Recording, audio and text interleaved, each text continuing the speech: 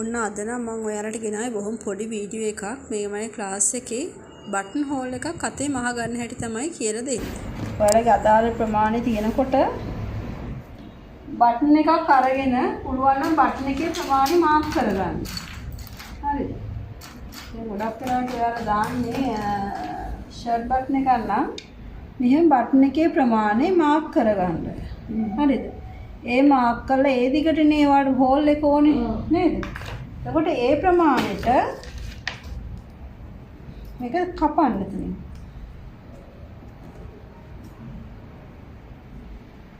මෙන්න මෙහෙම කපන්න.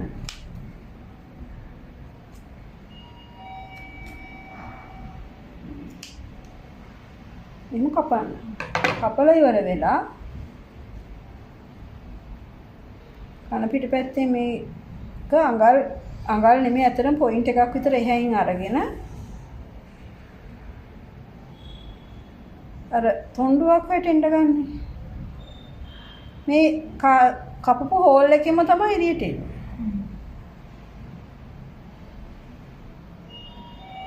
ඔය විදිහට. මේ නූල් ඉලිපෙන්නේ නැති වෙන්න මහ ගන්න ඕනේ. ආයි පොඩ්ඩක් එහෙන් ආයි යටට ගහලා අර හෝල් එකෙන් එළියට ගන්න. එතකොට අර ගැටේ එන තැන වැටෙන්නේ කොතෙන්ටද? අර කැපිච්ච තැන. කැපිච්ච තැනට. එතකොට එතන නූල යන්නේ නැහැ. අර එක සමාන දුරකින් මහන එක තමයි පුරුදු වෙන්න ඕනේ.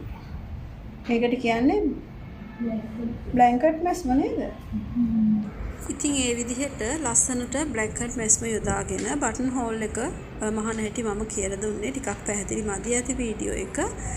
නමුත් ඒගොල්ලෝ ලස්සනට ඒක මහගෙන ආවා. ඉතින් බටන් හෝල් මැෂින් එකක් නැති අයට අතේ මේ විදිහට ලස්සනට තමන්ගේ ඇඳුමට බටන් හෝල් එකක් මහගන්න. ඔව් ඒ කියන්නේ එකම තැනකින් එක සමාන දුරකින් යන්නයි ඕනේ. අර නැත්තම් අර එක තැන් වලින් ආවොත් ඒක කැතයි.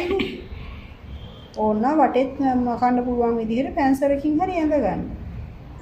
ඉතින් ඔයාලට තව මොනවා හරි දැනගන්න අවශ්‍ය නම් කමෙන්ට් එකක් දාගෙන යන්න. මම ඔයාලට ඉදිරියේදී මේ පාඩම් ගේන්නම්. ඉතින් ස්තුතියි රැඳී සිටියාට.